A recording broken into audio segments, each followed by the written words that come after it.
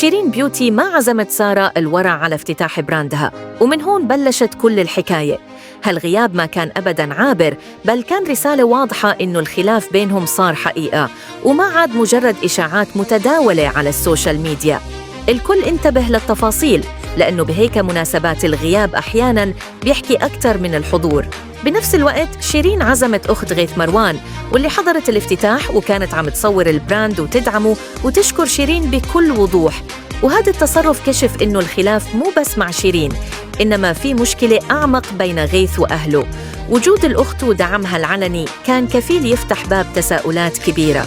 وبينما أخت غيث كانت متواجدة بالافتتاح، غيث وسارة كانوا قاعدين بمطعم بدبي، نفس المدينة اللي صار فيها الإيفنت بس خارج قائمة المدعوين. وهالشي أكد كمان إنه الخلاف بين غيث وأسامة ما زال قائم. وبالنهاية الصورة الكاملة بتقول إنه أكبر وأوضح خلاف بكل هالقصة هو خلاف غيث مع أهله.